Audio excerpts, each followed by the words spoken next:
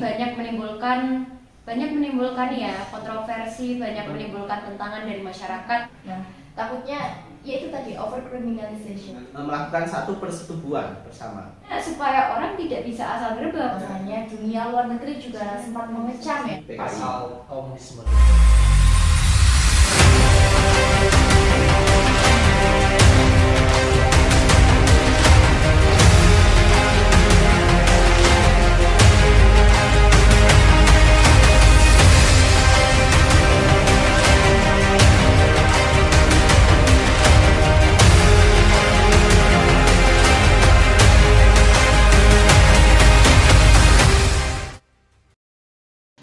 Assalamualaikum warahmatullahi wabarakatuh. Waalaikumsalam warahmatullahi wabarakatuh. Kebenaran ada dalam diri setiap pikiran manusia. Namun, ketika kita melihat hal yang tidak adil dan tidak benar, ada dua pilihan sikap yang bisa kita ambil. Antara kita diam saja atau kita menyuarakan perubahan. Ketika kita diam, artinya secara tidak langsung kita sepakat dan mendukung dengan ketidakadilan. Di sini kita akan memberikan suara secara lantang dengan penuh etika, dengan mengkritisi dan memberikan edukasi yang baik mengenai bagaimana pemerintah kita dengan mengesahkan RKUHP beberapa minggu yang lalu. Dan ini menjadi perbincangan hangat baik di media sosial maupun di dunia nyata kita semua. Dan kemudian saya ingat satu pepatah yang mengatakan bahwa from great power comes great responsibility, yang artinya dari kekuasaan yang lebih besar muncul tanggung jawab yang semakin besar. Mari kita di sini mendiskusikan dan memastikan bagaimana pemerintah kita memegang tanggung jawab kepentingan rakyat, bukan kepentingan wakil rakyat. Selamat datang di Ngaji Politik. Di sini bersama saya Fairoza Nurzaman Hasani, host Ngaji Politik. RKUHP dan sederet pasal kontroversi. Bersama saya sudah ada pembicara dan narasumber yang luar biasa. Di sini akan saya sapa satu persatu. Di samping kanan saya ada Mbak Inas. Selamat datang Mbak Inas. Ya, selamat datang. Apa kabar Mbak Inas? Alhamdulillah baik Mas Oza. Oke, selamat datang di Ngaji Politik. Mbak Inas merupakan mahasiswa Universitas Diponegoro, Semarang, mahasiswa ilmu hukum. Kemudian sebelah kanan Mbak Inas ada Mas Yoga ini, yang sudah kerap muncul di konten ini ya, artis kita semua ini. Selamat datang Mas Yoga. Selamat datang. Apa Terima kabarnya, kasih Mas? Alhamdulillah baik. Alhamdulillah baik ya. Oke, di sebelah kiri saya juga ada narasumber yang juga tidak kalah fenomenal dan merupakan mahasiswa kebanggaan Wonosobo ini. Masya Allah. Masya Allah sekali nih. Amin. Amin ya. Selamat datang Mbak Ida. Ya, terima kasih Mas Ustaz. Bagaimana kabarnya Mbak Ida? Alhamdulillah baik. Oke. RKUHP ini menjadi perhatian kita semua akhir-akhir ini. Kemarin kita sudah membahas sedikit ya mengenai itu, dan sedikit banyak telah membahas bagaimana definisi sejarah hingga satu pasal kontroversi tentang penghinaan dan kritik kepada presiden dan atau lembaga negara seperti itu. Nah, di sini kita akan membahas lebih lanjut ini. Sebelum masuk ke sana ini, saya ingin memberikan pertanyaan yang sama kepada seluruh narasumber di sini ya. Jadi menurut Mbak Inas, Mas Yoga dan Mbak Ida di sini, kira-kira dari sederet pasal kontroversi itu mana yang paling menimbulkan rasa ketidakadilan yang menurut interpretasi sampean semua di sini itu perlu, sebenarnya ini pasal itu perlu diperbaiki di antara sederet pasal yang kontroversi. Entah itu sederet itu belasan, ratusan, bahkan ya saya tidak tahu ya kan. Silahkan, mungkin satu persatu mau dimulai dari siapa dulu. Mengapa pasal inilah yang menurut panjenengan semua di sini itu menjadi pasal yang perlu diberikan perhatian lebih? Dari siapa? Mbak Inas, monggo Mbak Inas, silahkan. Baik, mungkin untuk dari sederet pasal yang ada ya, menurut saya yang pertama mengenai pasal penghinaan gitu, pasal penghinaan terhadap presiden.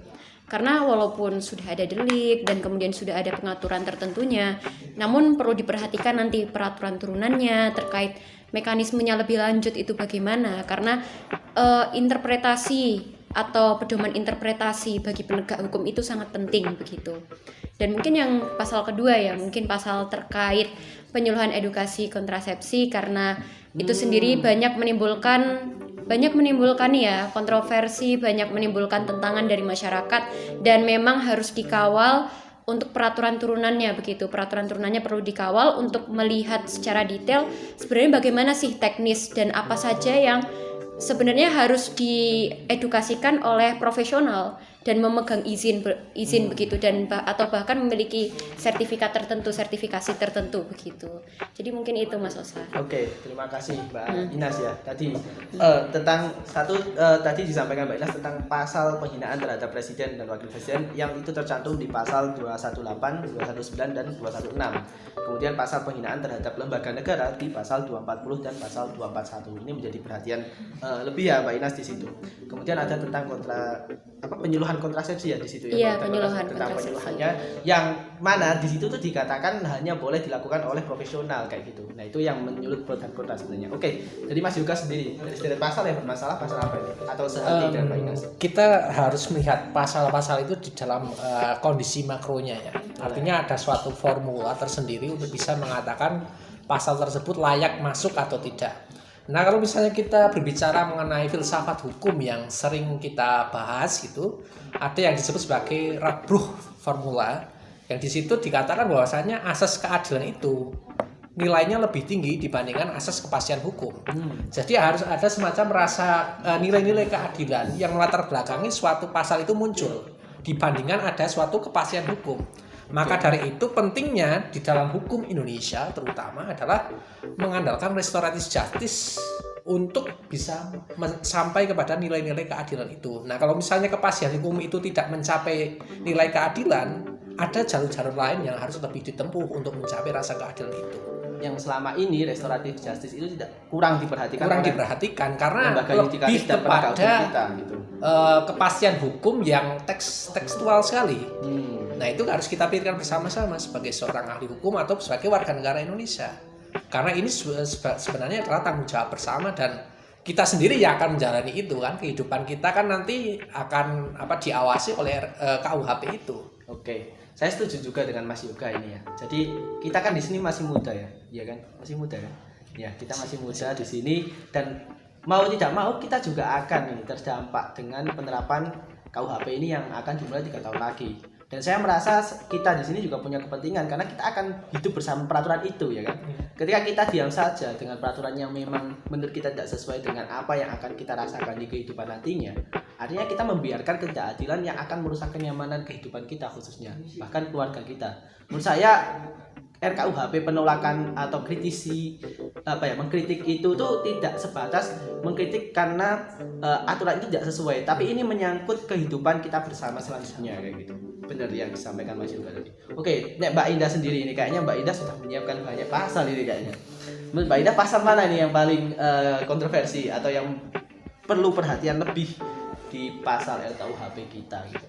Baik, terima kasih Mas Osa dan teman-teman. Mungkin terkait dengan pasal krusial ya, isu-isu potensial yang menimbulkan konflik di tengah masyarakat itu, saya lebih menyorot kepada living law atau hukum adat yang diatur di pasal 2. Ya, di pasal 2, tapi itu lebih ininya itu sudah diatur. Sebentar, saya nggak hafal soalnya, mohon maaf sekali. Oke, boleh. Kita buka lagi. Itu masuk di pasal 597.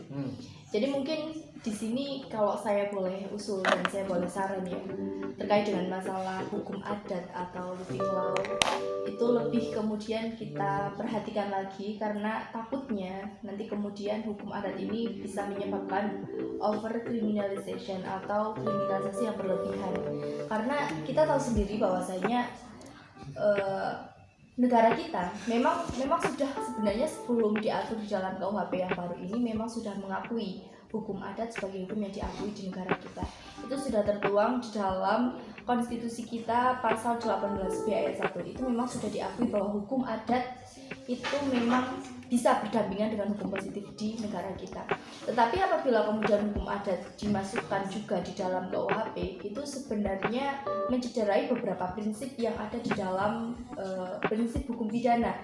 Salah duanya itu adalah ada prinsip hukum pidana lex scripta dan lex certa. Lex scripta itu hukum pidana itu harus tertulis, sedangkan kita tahu sendiri bahwa hukum adat itu kebanyakan masih bersifat kebiasaan saja, belum terkodifikasi dengan jelas. Nah, ini kemudian nanti yang saya takut ini berpotensi menimbulkan ketidakpastian hukum di masyarakat gitu ya. Dan ini juga harus dijelaskan kembali bahwa hukum adat di situ memang harus pasti itu adalah hukum, bukan hanya soal kebiasaan saja. Takutnya nanti dicampur adukan dengan norma-norma yang lain seperti itu. Terus juga yang selanjutnya adalah tentang prinsip lex certa, yaitu harus jelas bahwasanya ya kita harus tahu hukum adat itu antara bahkan di dalam satu etnis itu kan etnis itu terdiri dari beberapa komunitas ya Mas Osa dan teman-teman. Nah ini takutnya nanti ketika kita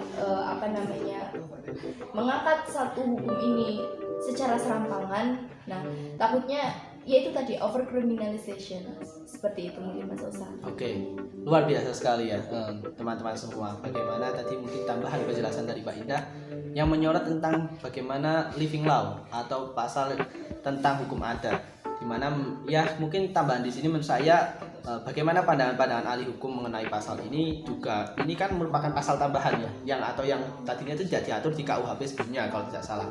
Kemudian muncul pasal ini di pasal 597 di situ yang bisa bagaimana penegak hukum kita itu kemudian mudah untuk melakukan persekusi atau main hakim sendiri di wilayah atau di ranah daerah mereka sendiri dengan memanfaatkan bagaimana hukum adat itu berlaku. Nah, itu juga menjadi berbahaya Mbak Indah. Di samping mungkin dengan hukum adat ini kemudian bisa dijadikan hukum yang tetap dengan dituliskan seperti hukum-hukum lain yang berjalan, tapi di sisi lain ini juga bisa digunakan menjadi satu legalitas mereka untuk melakukan penangkapan. Karena dari itu tagar semua bisa kena itu menjadi hal yang muncul di publik kayak gini yang tadinya orang yang bahkan mungkin ya tidak tahu apapun tentang ini, bahkan tidak terikat apapun dengan satu masalah, dia menjadi satu potensi korban dari kasus yang menggunakan hukum adat kayak gitu. Contoh di sini misal tentang kasus diskriminatif terhadap perempuan kayak gitu. Mungkin di beberapa di daerah seperti Aceh kayak gitu yang sudah menerapkan ya bagaimana perempuan ini kemudian memiliki posisi yang dilindungi dengan adanya perilaku diskriminatifnya. Bahkan di Aceh kan kekerasan seksual terhadap perempuan kan itu diatur sangat jelas di dalam hukum adat yang itu digabungkan dengan hukum Islam di sana kayak gitu. Tapi dengan ada beberapa kalangan yang menolak ini gitu. Ada yang beberapa kalangan oke lah di Aceh sudah diterapkan dan memang Aceh memiliki daerah keistimewaan tersendiri dengan budayanya sendiri kayak gitu. Cuma beberapa kalangan yang menolak itu ketika hukum-hukum seperti ini yang memang di Aceh itu memang itu dianggap diskriminatif atau persekusi terhadap perempuan kemudian diterapkan di daerah lainnya yang notabene mungkin kota-kota besar di mana masyarakat itu secara normatif itu lebih lebih memaklumi hal-hal yang sebenarnya itu sangat bahkan dilarang di Aceh kayak gitu mungkin tentang hijab yang notabene mungkin di kota-kota besar kita selain Aceh biasa saja perempuan, tapi di Aceh ketika nggak menggunakan hijab di tempat-tempat tertentu yang berbau situs agama Islam di situ itu dilarang dan pelanggaran kayak gitu. Nah kemudian itu ketika kalangan-kalangan Islam di sini mungkin saya nambahin kayak mereka itu kayak merasa nggak sepatutnya KUHP itu mengatur hal tentang keadaban dan etika. Itu sudah diatur di agama dan itu sudah diatur oleh para ulama dan para ahli agama kita. Kenapa KUHP ikut-ikutan mengatur hal tanah seperti itu? Barangkali ada tambahan atau pendapat tentang living law ini nih. Bahkan mengcounter saya boleh ini nih. Mas Yoga kayaknya boleh ini. Mas Yoga atau Mbak Inas dulu? Mas Yoga dulu. Mbak Inas dulu. Oh saya dulu. Mas Yoga dulu. Nah jadi kalau misalnya di dalam pembahasan living law itu sebetulnya adalah ada yang kemarin kita sempat bahas adalah mengenai asas legalitas. Oh iya, oke. Asas legalitas itu sebenarnya adalah perpanjangan tangan dari legitimasi pasal-pasal yang ada di dalam negara kita yang terumus di dalam KUHP itu menjadi perpanjangan tangan. Artinya hukum-hukum adat yang ada di Indonesia itu justru diakui lewat KUHP itu. Nah, KUHP itu yang baru itu kenapa hukum adat itu diakui karena kadang-kadang terjadi semacam persaingan antara KUHP dengan hukum adat. Ketika itu terjadi, mana yang lebih akan digunakan? Nah ini karena ada pasal tersebut itu mengatakan bahwasannya living law itu diakui secara KUHP-nya itu Kitab Undang-Undang Hukum Pidana. Nah ketika living law itu diakui, maka ketika ada suatu persoalan tidak melulu kepada KUHP, tapi di sini sudah ada legalitasnya. Nah, mungkin seperti itu. Sehingga sudah tidak rebutan lagi dia mau dihukum dengan cara mana. Nah, Sesuai dengan hukum adatnya atau sesuai dengan hukum negara kayak gitu. Iya. Tapi sekarang hukum adat adalah hukum negara juga. ya diakui. Oke. Tapi kalau misalkan seperti itu Mas Yoga, apakah kemudian ini tidak menghilangkan nilai kesakralan dari pengadilan adat setempat? Ketika kemudian itu apa-apa dicampur adukan dengan hakim, kan otomatis kalau masuk pidana nanti masuknya Oh, ini berbeda lagi. Nah, Nah, ini begini, maksud saya adalah silakan Mas. legitimasi di dalam KUHP itu bukan berarti bahwasanya permasalahan adat itu dibawa ke kehakiman yang negeri. Tetapi itu adalah sebagai bentuk legitimasi negara untuk mengakui adanya hukum adat. Tapi kan itu sudah diatur juga di dalam konstitusi Mas. Apakah tidak cukup? Kenapa harus kemudian ditempelkan di KUHP itu misalkan seperti itu? Itu adalah tadi yang disebut sebagai asas legalitas itu. Oke, sebentar Mas. Saya mungkin mau nambahin sedikit di sini sebelum Mbak Ines ngomong. Ini sebenarnya Mbak Ines sudah mau ngomong ini. Oh, ini. Nah, makanya tadi Mbak Ines juga bilang di sini bahwa perlu adanya pasal-pasal turunan yang jelas. Nah, makanya itu. Kayak gitu. Mungkin Mbak Ines mau nambahin. Nah, Silakan. Oke, mungkin buat perbandingan dulu ya. Tadi kan udah dijelaskan. Memang tujuan dari KUHP sendiri, memang pasal pertama bahkan dari KUHP itu menyatakan soal asas legalitas yang lebih ke kepastian hukum memang. Dan memang pasal soal the living law itu untuk mematahkan pasal satu, emang fungsinya untuk mematahkan begitu. Nah, ini aku mau komparasikan ke hukum internasional ya. Kalau di hukum internasional, sumber hukumnya tuh salah satunya adalah kebiasaan internasional. Selain dari konvensi yang tertulis dan peraturan tertulis, ada kebiasaan internasional. Jadi kebiasaan itu dilakukan yang pertama secara konsisten dan yang kedua secara berulang-ulang. Nah, sebenarnya kalau mau kita bandingkan dengan hukum nasional ya sebenarnya seperti itu. Adatnya dilakukan secara konsisten, berulang-ulang, dan kemudian akhirnya diakui oleh KUHP ini begitu. Dan tidak ada dimaksudkan untuk melanggengkan budaya yang mungkin dianggap masyarakat buruk ya. Tidak ada maksud seperti itu. Hal ini dikarenakan sifat hukum adat ini yang pertama, dia tidak tertulis, dan yang kedua itu cenderung mengikuti apa kata dari kepala suku sebagai seseorang yang memang menguasai adat di tempat tersebut. Nah, ini kan sebelum KUHP baru ini kan tidak diwadahi apa-apa. Bahkan perundang-undangan agraria kita saja tidak mewadahi untuk tanah ulayat. Bilangnya mengakui tanah ulayat, tapi harus pakai bukti tertulis. Oke, nah, saya mau itu potong kan. di sini Mbak Ines. Kalau boleh tahu nih Mbak Ines, kira-kira adat mana saja yang memang diakui di KUHP kita? Atau memang sudah seluruh suku dan adat Indonesia itu memang diakui? Setahu Mbak Ines. Baik, untuk ini sendiri berlaku secara umum ya. Nggak bisa kita bilang, oh adat ini yang diakui, adat itu yang diakui. Di semua aturan adat. Kan RKUHP kan nggak bisa spesifik seperti itu. Iya, undang-undang tidak bisa spesifik. Makanya balik lagi ke peraturan turunan tiap daerah ya, peraturan turunan tiap daerah. Dan biasanya untuk tiap suku itu ada perwakilan adatnya di situ. Nah, itu nanti kembali lagi. Ini juga kembali ke penegak hukum ya. Kembali ke penegak hukum misalnya hakim. Karena dalam hukum itu ada beberapa prinsip, salah satunya hakim dapat menemukan hukumnya sendiri ya. Itu kalau di luar negeri. Penemuan hukum. Ya, finding ya, finding ya. Ada penemuan hukum. Nah, itulah kewajiban dari penegak hukum atau hakim sebagai pihak yang memang itu untuk mengadili ya. Salah satu pihak untuk mengadili ya, untuk menemukan hukum itu, untuk menemukan hukum, dan nanti kan akan dibantu oleh saksi ahli, akan dibantu oleh banyak pihak dalam pengadilan. Jadi tidak bisa kita bilang ya ini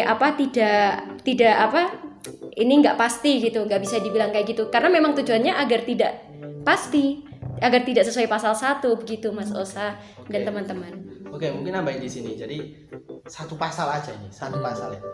Dari tadi saya baca di sini kalau tidak salah 287. Ini KUHP yang lama. Sementara KUHP yang baru itu ada aturan-aturan tambahan di situ. Ya, 200-an lebih pasal. Yang itu harus dipahami oleh ya setiap warga negara Indonesia mau tidak mau. Ketika kita mau mengatakan ya semua bisa kena, supaya kita nggak kena kan kita tahu aturannya. Aturan itu dibuat untuk dipahami dan dipatuhi, bukan untuk dilanggar ya kan, seperti itu. Nah, ketika aturan dipahami untuk dipatuhi, kita bisa mematuhi ketika kita tahu aturannya seperti apa kayak gitu. Makanya ini mungkin kritik untuk pemerintah, bukan bermaksud menghina. Pemerintah saat ini sedang melakukan sosialisasi ini Mbak Ines dan Mbak Indah, Mas Yuka. Tadi saya baca di berita terbaru itu di situ di Koran Kedaulatan Rakyat kalau tidak salah. melakukan sosialisasi ke 20 kota atau 20 daerah. Nah, menurut saya sosialisasi ini juga perlu adanya penekanan terhadap aturan-aturan mana saja yang memang itu tepat sasaran terhadap masyarakat yang disosialisasikan kayak gitu. Misal kepada masyarakat yang disitu notabene religius kayak gitu, misal daerahnya.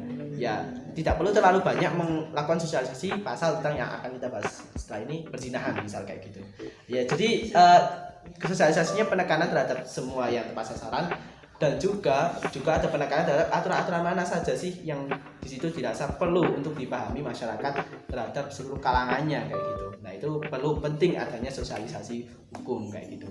Ketika pemerintah kurang melibatkan rakyat dalam melakukan perumusan, minimal kalian bisa melakukan tanggung jawab dengan mengganti rugi itu dengan melibatkan rakyat di sosialisasinya kayak gitu. Paling enggak seperti itu sih menurut saya. Oke, seperti itu tentang living law. Ada tambahan mungkin dari teman-teman.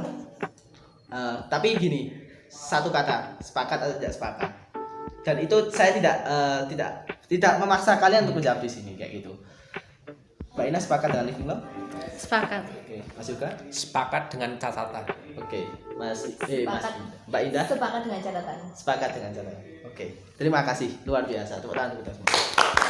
Oke, lanjut di sini. Masih ada hubungannya dengan living law, pasal tentang tadi bagaimana hukum adat ini kemudian berlaku. Mungkin mudah-mudahan ini memberikan semangat bagaimana mungkin di bidang lain, di bidang sosial dan kemasyarakatan kita, ketatanegaraan kita, bagaimana kelompok-kelompok penghayat kepercayaan dan suku-suku ini masih banyak yang belum diakui oleh negara. Bahkan untuk mendapatkan identitas KTP-nya pun juga susah sekali. Nah, semoga semangat ini yang dihidupkan di RKUHP ini membawa semangat. Semoga konflik-konflik adat atau permasalahan-permasalahan identitas keadatan ini bisa terlaksana dan terselesaikan dengan baik. Kayak gitu. Semua bisa diakui setara dan sama di depan hukum. Oke, lanjut di sini saya juga akan mengulik ini pasal yang menarik ini. Pasal yang kemudian menjadi perbincangan besar atau perbincangan luas di Twitter, di media sosial kita, khususnya bagi anak-anak muda ini, Mas Yuga, Mbak Inas dan Mbak Ina. Pasal tentang perzinahan dan kumpul kebo ya namanya. Ya. Tentang perzinahan dan kumpul kebo ini. Ini dikatakan di situ bahwa tidak boleh ya, saya tidak akan menyampaikan, pokoknya intinya saja tidak boleh ketika pasangan itu bukan suami istri itu melakukan satu persetubuhan bersama yang pasangan bukan suami istri, dan di situ memang aturannya adalah delik pengaduan kayak gitu. Nah, mungkin nanti bisa dikoreksi juga di situ di pasal 411 dan pasal 412 ya. Betul ya? Oke. Wah, aman, saya tidak disomasi. Oke, kemudian yang boleh mengajukan aduan kayak gitu itu adalah ketika dia memiliki status perkawinan suami atau istrinya. Dan ketika dia belum memiliki status perkawinan itu orang tua atau anaknya kayak gitu. Nah, itu perzinahan persetubuhan atau bahkan kumpul kebo tidur bareng di manapun itu. Ya, itu tidak boleh di sini. Nah, ada pihak yang pro, ada yang kontra tentunya. Nah, mungkin saya ingin dengar dulu nih sebelum saya nambahin nanti pendapat dari narasumber kita. Mau dari siapa dulu ini? Oke, Mbak Ina silakan ya. Oke, jadi sebenarnya pasal perzinahan ya di KUHP itu bukan hal yang baru ya. Dalam artian di KUHP lama itu udah ada. Tapi bedanya deliknya umum. Jadi yang bisa melapor itu bukan hanya orang-orang tertentu tadi ya, tapi semua pihak bisa melapor. Kayak masyarakat desa penggerebekan kayak gitu. Iya, justru penggerebekan ini terjadi karena adanya pasal ini. Iya, dan pasal ini dibuat di KUHP baru dengan segala kedetailannya untuk menghilangkan penggerebekan ini justru. Oh, tujuannya itu. Tujuannya supaya orang tidak bisa asal gerebek. Mau asal gerebek aduannya dari siapa begitu kan. Nah, jadi sebenarnya kalau kita mau lihat logikanya seperti itu ya. Logikanya bahwa seperti itu, dan kenapa kalau di KUHP lama itu hanya bisa dianggap perzinahan apabila pasangan salah satunya sudah bersuami istri begitu. Itu karena di KUHP yang itu turunan dari Belanda ya. Memang Belanda itu dulu prinsip hukumnya itu adalah negara penjaga malam. Jadi memang ada istilah itu di mana untuk hak-hak privat warganya untuk hak privat warganya dan kemudian masalah ekonomi itu negara sudah tidak memegang kendali. Iya, benar. Tidak memegang kendali. Beda Tidak peduli lah. Tidak peduli. Ya. Sedangkan kita Indonesia ini welfare state. Kita memegang budaya ketimurannya kuat. Budaya ketimuran kuat, kita welfare state, kita melakukan apapun agar rakyat itu sejahtera, termasuk memegang roda perekonomian dan sebagainya. Jadi memang ada perbedaan ya, dan setelah dinilai ternyata pasal perzinahan di KUHP lama ini tidak sesuai dengan konsep welfare state yang sekarang, dan akhirnya diubahlah menjadi sedemikian rupa tapi menghilangkan unsur rating ya, yaitu main hakim sendiri begitu. Jadi begitu Mas Sal dan teman-teman. Dan saya pernah ada pengalaman ini, bukan saya yang digerebek ini. Oh ya, bukan. Ya, jadi saya pernah ada pengalaman ini di salah satu warnet itu. Oh ya. Di salah satu warnet itu teman saya itu merekam kejadian itu. Asusila kayak gitulah ya. Oh ya. Tapi karena itu pasangan dan karena itu mereka suka kayak gitu kan. Ya, cinta lah kepalanya. Walaupun cinta itu rumit kayak gitu. Nah, itu kemudian dia tidak melakukan pelaporan ke pihak berwenang kayak gitu, dan dia mendapatkan keuntungan atas perekamannya. Dan saat itu diberi hadiah sama korban atau bukan korban, targetnya kayak gitu, dapat uang 1,5 juta ini atas perekaman itu. Dan itu cerita ke saya gitu, karena saya dulu karena saya bukan pihak berwenang ya, saya tidak melakukan penangkapan kayak gitu. Nah, cuma di sini saya peduli dengan hal-hal itu. Menurut saya ya pasal ini juga membawa semangat itu kayak gitu, memberikan kesejahteraan untuk semua pasangan lah pada umumnya kayak gitu. Cuma memang ada nggak sih Mbak Ina sebenarnya kayak Mas Yuga, mungkin Mbak Ina kayak sisi karetnya kayak gitu bisa ditarik ulur sebenarnya di sini pasal ini kan kayak gitu. Menurut Mas Yuga, Mbak Ina seperti apa? Mungkin Mas Yoga dulu deh. Boleh, Mas. Ya. Oke. Kalau kita misalnya berbicara sebelum ke pasal karet atau tidaknya terlebih dahulu ya, tadi menambahkan tentang prinsip laissez-faire gitu kan, sebagai laissez-faire ya, Laissez-faire. laissez-faire. Nah, itu. Bahasanya laissez-faire ya, oke lah. Bahasa rumitnya ya. Iya. Itu bahasa Prancis ya. Ya. Itu terkait dengan fungsi negara di dalam sebagai seolah-olah itu seperti penjaga malam seperti itu. Nah, ini sebenarnya kalau misalnya kita merujuk lebih jauh ya pada dasar negara Indonesia kan NKRI, Negara Kesatuan Republik Indonesia. Di dalam prinsip republik ada yang disebut sebagai pembedaan antara res privata dan res publica. Ya. Kemungkinan besar di dalam pasal perzinahan ini atau kumpul kebo ini menganut asas yang disebut sebagai res privata. Artinya negara tidak boleh kemudian ikut campur, atau mungkin organisasi sosial tidak boleh ikut campur di dalam permasalahan privat seseorang. Oleh karena itu diperlukan ketika ini dianggap immoral, maka yang dianggap memiliki kerugian adalah orang tua, pasangan, dan anak. Karena di situ kan mereka dirugikan sebenarnya secara psikologis ataupun secara kekeluargaan kan mereka dirugikan. Nah, di situ muncul yang disebut sebagai kekerabatan keluarga. Yang mana kekerabatan keluarga ini kalau misalnya di dalam ilmu sosial adalah ranah paling kecil di dalam kutub sosial seperti itu. Nah, ketika itu terjadi, maka hal apapun yang terjadi di dalam keluarga itu merupakan urusan privat dari masing-masing keluarga itu. Nah, ketika urusan privat itu kemudian diotak-atik oleh negara, maka prinsip republik yang kita yakini dan kita kita yakini selama ini itu patut dipertanyakan. Maka oleh karena itu sebenarnya pasal ini merupakan penyempurnaan, tadi benar kata Mbak Inas, penyempurnaan dari KUHP di zaman Belanda. Sekarang di Indonesia yang paham republik itu dibedakan dibedakan secara jelas antara res privata dan res publica, mungkin seperti itu. Oke. Terima kasih tambahannya Mas Yoga kaitannya dengan tadi ruang privat dan ruang publik. Bagaimana negara ini sebenarnya memang memiliki di negara yang republik itu tidak memiliki wewenang untuk ikut campur terhadap ruang-ruang privat negara kayak gitu. Cuma ya bisa jadi memang harapan pasal ini seperti itu. Cuma dalam penerapannya mungkin di situ negara juga bisa ikut campur juga, tergantung bagaimana penegakannya kan seperti itu. Nah, mungkin tambahan dari Mbak Indah terkait pasal ini. Ya, dari mungkin Mbak Indah ada tambahan sedikit saja ya, boleh, kan sudah disampaikan secara lengkap oleh narasumber hebat kita. Mungkin untuk kedepannya penerapan pasal perzinahan ini dari pemerintah juga perlu kemudian dikawal lebih lanjut lagi terkait dengan pemahaman masyarakat juga terkait pada pasal 411 dan 412 seperti ini. Karena perlu kita ketahui dan sudah kita ketahui pula bahwasanya dunia luar negeri juga sempat mengecam ya terkait dengan masalah pasal ini karena bersinggungan dengan kebebasan hak asasi manusia sendiri. Karena kita kan tahu ya Indonesia itu kan juga menganut sudah meratifikasi hak asasi manusia, di mana di situ termasuk masalah hubungan seperti ini, hubungan dalam rumah tangga seperti ini, orientasi seksual dan sebagainya, itu adalah sebuah kebebasan dari masyarakat, dari individu itu sendiri. Nah kemudian terkait dengan pasal karet itu di pasal 3-nya di ayat 3-nya pasal 411 itu disebutkan bahwasanya terhadap pengaduan sebagaimana yang dimaksud pada ayat 2 tidak berlaku ketentuan sebagaimana yang dimaksud dalam pasal 25, pasal 26 dan pasal 30 dalam KUHP baru.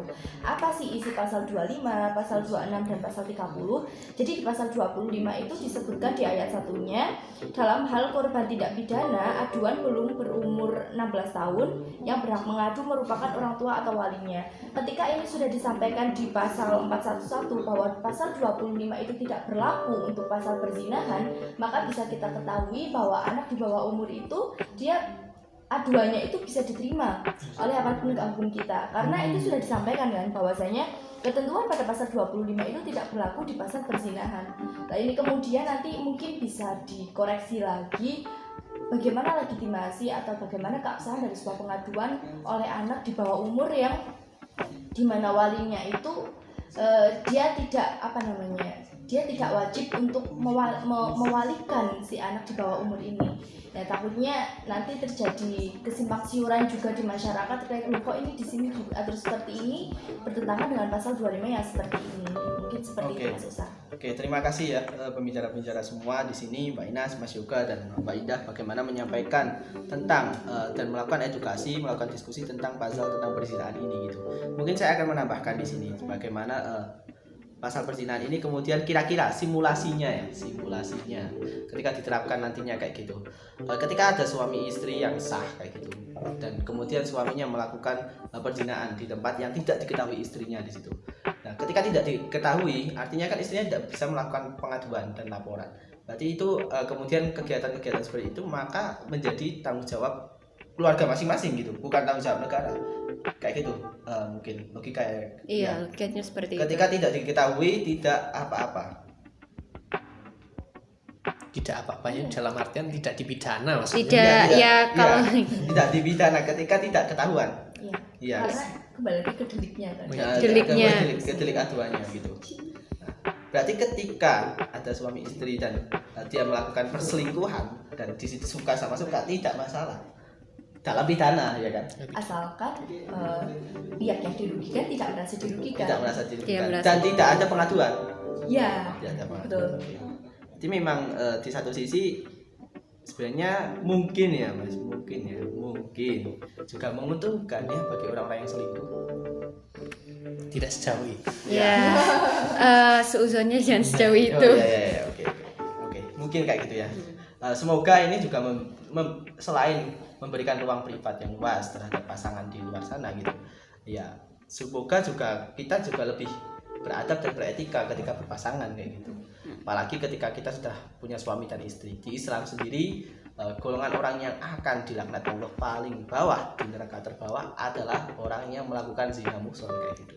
Zina muhsan adalah orang yang sudah berstatus nikah kayak gitu, dia punya istri tapi dia melakukan persetubuhan dengan orang lain kayak gitu. Dan hukumannya di Islam sendiri itu sangat luar biasa di situ. Bahkan istri bisa mengajukan gugatan perceraian kayak gitu. Dan harus dibayar denda yang banyak juga. Nah, mudah-mudahan ini juga bisa membangun ranah etika kita sebagai warga negara. Dengan kita diberikan sedikit kebebasan, ya kebebasan itu jangan disalahgunakan. Oke, mungkin satu pasal lagi Mbak Inas dan teman-teman semua di sini kaitannya dengan RKUHP. Ya, yang kemarin itu sudah dilakukan penolakan besar sekali ya, yang sebelumnya kan tahun 2019 pas itu. Kemudian ada penolakan pasal ini jangan kayak gitu, dibahas ulang kayak gitu. Aksi mahasiswa juga ada di situ. Saya juga ikut melakukan aksi saat itu. Nah kemudian di 2022 ini kan kemudian diterapkan ya, ada 21 koalisi masyarakat sipil yang menolak itu gitu kemarin. Dan salah satu pasal yang ditolak itu adalah tentang kontrasepsi, betul ya? Tentang kontrasepsi, yaitu pasal 410, 411 dan 412. Di mana di situ di pasal itu akan berpotensi untuk mengkriminalisasi orang-orang yang melakukan penyuluhan kesehatan reproduksi khususnya gitu. Bahkan ibu yang melakukan penyuluhan kesehatan kepada anak perempuannya atau anak lelakinya gitu tentang kaitannya dengan reproduksi itu bisa dipidana karena pasal ini yang tujuannya adalah melakukan edukasi tentang reproduksi. Karena yang boleh melakukan penyuluhan atau pendidikan reproduksi adalah petugas berwenang. Nah, juga disambung dengan pasal itu, kita akan membahas 2 pasal sekaligus kaitannya dengan bagaimana kebebasan akademik ya, masih mirip lah kayak gitu. Bagaimana pembahasan seputar komunisme itu menjadi dilarang di ruang-ruang diskusi. Yang mana menurut saya komunisme sendiri adalah salah satu paham yang menjadi basis landasan berpikir khususnya bagi mahasiswa ilmu sosial kayak gitu. Karena memang itu menjadi satu aliran yang ikut membangun bagaimana bangsa ini sebenarnya, tapi tidak secara langsung ya, tidak secara langsung, tapi pemikirannya, idenya itu juga berasal dari komunisme. Dimana sekarang komunisme itu tidak boleh di ruang-ruang pendidikan kayak gitu, tapi memang harus ruang-ruang akademik yang di situ tuh valid kayak gitulah, mungkin katakannya seperti itu. Mungkin nanti boleh ditambahkan terkait dengan 2 pasal ini bagaimana pandangannya. Mungkin yang pertama itu tentang kontrasepsi. Baik, Mbak Ina silahkan. oh ya, baik, terkait kontrasepsi sendiri memang mungkin maksud dari pasal ini bagus ya, karena banyak sekali jenis kontrasepsi dan nggak semua orang memiliki kapasitas untuk menjelaskan jenis-jenis kontrasepsinya. Tapi perlu digarisbawahi bahwa di ketiga pasal ini itu lebih ke melarang perbuatan untuk menunjukkan akses cara mendapatkan kontrasepsinya. Jadi menunjukkan atau memberikan gambaran yang itu tujuannya untuk mendapatkan akses, sebenarnya akses dari kontrasepsi itu. Berarti bukan memberitahu tapi malah lebih ke melakukan persuasi. Iya, melakukan persuasi untuk mendapatkan suatu akses alat kontrasepsi. Iya. Karena begini, ketika kita bicara soal kontrasepsi, kita tidak bisa hanya bicara ya mungkin kondom gitu ya. Ya. Karena kita akan membicarakan banyak sekali seperti obat-obatan yang itu akan mempengaruhi tubuh manusia begitu. Dan diperlukan orang yang memang paham akan dunia kesehatan, yang memang mengikuti pendidikannya secara langsung untuk menjelaskan dampaknya pada tubuh begitu. Dan akses ini pun tidak bisa sembarangan orang menjelaskan begitu. Karena ketika kita mau mengakses yang legal itu perlu izin dan sebagainya yang diperlukan ya. Seharusnya. Ya, jadi memang tidak bisa sembarangan orang menunjukkan akses, maksudnya seperti itu. Namun yang harus digarisbawahi adalah ditakutkannya nanti akan muncul akan muncul kan kita tahu ya banyak orang yang atau NGO, LSM yang juga melakukan pendidikan edukasi seks terhadap remaja-remaja agar mereka lebih memahami soal naluriah manusia terkait seks. Nah, ini nanti bagaimana menunjukkan akses itu sebagaimana gitu. Bentuknya seperti apa? Memang ini nanti kewajiban penegak hukum ya untuk menginterpretasikan. Namun perlu dikawal kembali lagi-lagi peraturan turunannya begitu Mas Osa. Itu juga nanti ada kaitannya bagaimana kasus kekerasan seksual kita itu di negara ini juga masih tinggi kayak gitu. Betul. Bagaimana penyalahgunaan alat kontrasepsi juga masih sering terjadi ya gitu. Iya, dan salah satu kekerasan seksual yang telah disahkan di perundang-undangan kita UU TPKS ya. UU TPKS adalah pemaksaan kontrasepsi. Iya, karena itu masih sering terjadi pemaksaan kontrasepsi dan pemaksaan sterilisasi, begitu. Oke. Terima kasih Mbak Inas. Mungkin ada tambahan dari Mas Yoga. Mbak Indah dulu ini. Mbak Indah tadi terakhir terus nih. Mbak Indah. Gak apa-apa kan saya menyaring gitu. Gak apa-apa. Kalau lengkap kan. Silakan, Ya Mbak mungkin Ina. selaras dengan apa yang sudah disampaikan sama Mbak Ina, saya setuju sebenarnya karena di zaman yang serba modern seperti ini dengan perkembangan teknologi dan intelektual yang semakin hari semakin berkembang, itu juga perlu kita kawal sebenarnya karena tidak semua orang, tidak sembarang orang itu boleh dan bisa mempresentasikan ini loh alat kontrasepsi, ini loh fungsinya, ini bisa didapatkan seperti ini dan ini cara penggunaannya seperti ini. Karena perlu kita ketahui bahwa kasus anak hamil yang anak hasil sih Anak di luar nikah. Hamil. hasil di luar nikah seperti itu sekarang sudah marak sekali dan bahkan di beberapa kasus beberapa tempat dengan kejadian seperti ini justru menimbulkan kerugian yang lain, seperti misalkan sudah tahu dilecehkan, sudah tahu anaknya korban pemerkosaan dan sebagainya, malah justru dikawinkan seperti itu. Lah ini kemudian perlu untuk disadari dan dipahami oleh masyarakat kita semua bahwa yang memang untuk bisa mempresentasikan, mempertunjukkan dan memberikan akses seperti itu memang harus benar-benar orang yang memiliki kapasitas di situ. Jangan kemudian nanti seperti ini diberikan kepada organisasi ini, silakan kamu berikan penyuluhan ke masyarakat, maksudnya kewenangan seperti ini diberikan kepada orang yang sembarang gitu, karena ya kita tahu sendiri setiap masyarakat kita diberikan satu bentuk peluang kemudahan saja itu bisa ribuan orang itu akan mengambil alih kesempatan seperti itu. Kita harus paham lah ya, namanya globalisasi juga sudah maju, apalagi namanya kayak seks bebas itu sudah sangat berkembang di zaman sekarang. Kita harus paham bahwa negara Indonesia adalah negara timur yang marwah nilai luhurnya itu masih tinggi. Jadi memang perlu, kalau saya setuju sebenarnya dengan aturan seperti ini gitu. Artinya bahwa memang cukup orang-orang tertentu saja yang boleh memberikan akses terkait masalah kontrasepsi seperti ini, Mas Usa. Oke, mungkin tambahan nih Mas Yoga. Jadi kemarin itu ada berita 2 hari lalu kalau tidak salah di daerah Jawa Barat kalau tidak salah ya. Itu kekerasan seksual yang dilakukan oleh ayahnya sendiri kepada anak perempuannya, dan anak perempuan itu baru melakukan pelaporan setelah 1 bulan. Nah, jadi kan mungkin bisa jadi satu hal, ayah itu tadinya ingin melakukan pendidikan gitu loh, kayak atau ingin melakukan kayak bukan pendidikan sih, lebih kayak pemahaman ke anaknya gitu. Bisa jadi kalau khusnudonnya ke sana ya kan. Nah, mungkin hal-hal kasus seperti itu bisa juga dihindari ketika ada aturan yang menjerat kayak gitu. Jadi ketika ayah itu nah ini loh namanya alat ini kayak gitu, gampangnya seperti itu, ini fungsinya untuk ini kayak gitu. Kan ada motif-motif untuk melakukan hubungan seksual kan, motif pendidikan kan ada kan. Nah, kayak gitu. Nah, ada motif pendidikan. Motifnya tuh kayak seolah-olah tuh mau ngajarin gitu, ternyata setelah mengajarin kayak gitu malah melakukan itu. Nah, maksudnya adalah ketika dia pas melakukan pengajaran itu, pendidikan itu, atau pendekatan ke anaknya atau ke siapapun itu tuh udah bisa dijerat pasal sekarang. Kalau dulu kan ketika sudah melakukan baru bisa dijerat kayak gitu. Nah, mungkin kaitannya juga ada ke situ. Boleh tambahan nih Mas Yoga. Nah, sekaligus saya juga mungkin nanti akan membahas sedikit mengenai PKI. pasal komunisme. Ya, oke. Yang akan saya komentari nanti. Komunisme dan Marxisme. Nah, tadi kita saya menangkap semacam bukan kegelisahan ya, semacam bekerjanya peran keluarga dan peran sosial di dalam penanganan penggunaan akses kontrasepsi. Ya. Yaitu yang mana itu dibuktikan dengan fakta-fakta atau kasus-kasus yang sering terjadi ketika keluarga yang seharusnya menjadi pendidik pertama justru malah menjerumuskan yang paling pertama. Kemudian di ranah sosial jurang pertama malah justru. Kemudian ketika itu berbicara mengenai lingkungan sosial yang seharusnya mereka sudah peka dan mereka mengerti apa yang sebenarnya harus dilakukan, justru lingkungan sosial ini justru menjerumuskan juga. Pada akhirnya negara turun tangan di dalam masalah tersebut.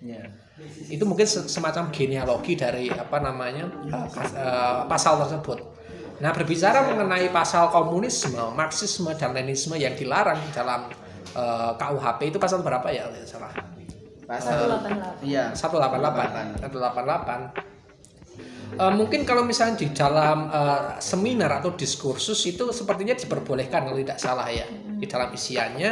Hanya saja untuk kegiatan politik yang mengenai komunisme, Leninisme dan Marxisme itu yang justru dilarang, dan itu merupakan semacam head speech-nya ala Indonesia. Ya. Yang mana itu kalau misalnya di dalam peraturannya negara Jerman itu kan Nazi itu kan dilarang juga kan. Nah ini ideologi Marxisme, komunisme dan Leninisme kan pernah menorehkan sejarah kelam ya di dalam sejarah bangsa kita.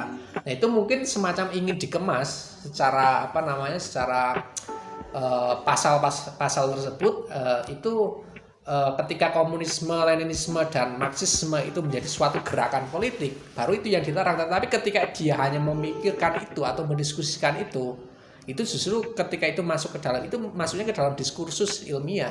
Ya. Mungkin seperti itu. Nah, jadi memang ada Mas Yoga di situ tuh tentang komunisme, Marxisme dan Leninisme itu memang harus di ruang-ruang yang sudah ditentukan. Kalau di pasal itu kayak ruang-ruang memang diskusi ilmiah kayak gitu, yang bisa dipertanggungjawabkan. Dan memang kalau keresahan dari mahasiswa sendiri dan pelajar kan itu kaitannya dengan kebebasan berekspresinya kayak gitu kan, sehingga ruang-ruang obrolan itu di ruang-ruang publik, nah itu menjadi hal yang sensitif dan berbahaya kayak gitu ya. Memang ada kaitannya tadi dengan sejarah kelam masa lalu kita, bagaimana komunisme itu bergerak seperti itu, dan bagaimana sejarah itu ya menjadi cukuplah menjadi pembelajaran untuk kita semua sampai saat ini gitu. Tapi kaitannya itu mungkin menjadi pembelajaran adalah kita tidak boleh membicarakan hal-hal yang di situ kaitannya sensitif itu di sembarang tempat dengan sembarang orang juga. Memang boleh kita melakukan pendidikan dan pembelajaran dengan orang yang berbeda latar belakang seperti itu, karena itu akan membuat wawasan kita semakin luas kan kayak gitu. Cuma jangan sembarangan. Nah itu mungkin kaitannya ke situ juga kan. Jika ditambahkan ada juga bagaimana pasal yang mengatur tentang kebebasan pers di situ, bagaimana tindak pidana terhadap agama juga di situ juga ada mungkin di dalam KUHP kita. Mbak Ines ada tambahan? Mungkin buat komunismenya ya. Boleh. Jadi sebenarnya apabila kita melihat rasiologis atau mungkin sebab akibat dari pembentukan suatu perundang-undangan ini adalah karena kita memiliki TAP MPRS ini nomor 25 tahun 1966 tentang pembubaran PKI dan pelarangan untuk menyebarkan paham komunisme dan sosialisme. Jadi apabila kita melihat hierarki, iya betul. Dan apabila kalau kita melihat ya hierarki perundang-undangan, apabila hierarki perundang-undangan menurut Undang-Undang P3 atau penulisan perundang-undangan, ya memang harus ada jenjang atau anak tangga dari hukum yang berlaku. Jadi TAP MPRS itu lebih tinggi dari perundang-undangan, dan ketika ada hukum yang lebih tinggi harus ada hukum yang lebih rendah yang mengatur. Jadi sebenarnya pengaturan pasal ini di KUHP ini merupakan dampak dari kita memiliki TAP MPRS. Karena kan urutannya begini ya, Undang-Undang Dasar, TAP MPRS, dan kemudian Perpu, dan baru kalau tidak salah perundang-undangan begitu di bawah TAP MPRS. Nah di sini kan kita kan sudah melihat ini sebenarnya adalah dampak hukum dari kita belum mencabut TAP MPRS yang dulu begitu. Jadi karena ada peraturan itu, maka apabila kita melihat teori hukum ini ya Steuvenbau, dan perlu dicabut ya. Nggak perlu. Ini kembali lagi ke masyarakat. Ya, okay. Apakah dirasa masih perlu memiliki TAP MPRS seperti itu? Begitu. Apabila kita melihat teori Steuvenbau, teori bahwa hukum itu seperti anak tangga. Ya memang harus diatur, harus ada peraturan detailnya begitu. Tapi memang benar kata Mas Yoga, memang di TAP MPRS ini yang nomor 25 ini memang diatur untuk dilarang penyebaran pahamnya di politik, tapi tetap diperbolehkan untuk akademik saja begitu, Mas Osan. Oke, berarti itu semakin menguatkan ya bagaimana TAP MPRS itu, dan itu juga mengatur secara lebih jelas detail-detail tentang pemahaman ya, pendidikan pemahaman tentang komunisme, Marxisme dan Leninisme. Oke. Terima kasih Mbak Ines, terima kasih Mbak Indah dan Mas Yoga. Itu mungkin teman-teman semua bagaimana sederet pasal dari yang mungkin kontroversi lah seperti itu dari KUHP kita yang baru disahkan beberapa waktu yang lalu. Nah, mungkin pesan saya di sini itu adalah kenapa kita menjalankan diskusi ini adalah untuk memberikan pemahaman dan memberikan sudut pandang secara ilmiah tentang kaitannya dengan pasal-pasal kontroversi ini. Kenapa? Karena memang sekarang di sosial media kita, di dunia digital kita itu banyak sekali hoax dan banyak sekali propaganda yang provokatif kayak gitu, yang membuat bagaimana usernya atau bagaimana penggunanya itu kemudian terpancing yang bisa jadi sebenarnya itu pasalnya itu biasa saja, nggak terlalu kontroversi, atau sebenarnya pasal ini justru malah bisa jadi mendukung kelompok kalian kayak gitu, tapi karena kalian terpancing emosi dan terprovokasi ikut-ikutan, dan tanpa adanya pemahaman yang mendalam, tabayun yang baik dengan pasal-pasal ini. Nah, tujuan diskusi kita itu seperti itu. Mudah-mudahan diskusi ini juga bisa memberikan manfaat untuk kita di sini dan untuk pendengar dan pemirsa semuanya. Sebelum saya tutup, mungkin saya akan memberikan closing statement di sini, bahwa mengkritisi itu bukan berarti kita banyak kritik. Mengkritisi itu artinya kita berpikir kritis dengan cara apa? Dengan cara memproses informasi dengan akurat kayak gitu. Dengan banyak ngomong bersama dan orang-orang dari berbagai latar belakang akan memberikan pemikiran kita semakin terbuka, sehingga kita akan merasa bagaimana atau di sisi mana kita salah. Karena ketika kita bisa merasa salah, disitulah kita akan mampu untuk memperjuangkan kebenaran. Kemudian ciri dari orang yang ingin kritis atau orang kritis itu bukanlah orang yang sok tahu, tapi adalah orang-orang yang mau tahu, orang-orang yang mau belajar, dan orang-orang yang terus-menerus membiasakan membaca, melakukan literasi yang baik dengan berita-berita yang ada di luar sana. Mari kita sama-sama melakukan riset dengan baik, melakukan pemahaman dengan baik sebelum kita berbicara, karena dengan pemahaman yang baik kita akan enak dan lantang dalam bersuara. Terima kasih, sekian dari kami dari Ngaji Politik, semoga bermanfaat. Sekian, wassalamualaikum warahmatullahi wabarakatuh. Waalaikumsalam warahmatullahi wabarakatuh. Yeay, Alhamdulillah selesai. Terima kasih Mbak Ina.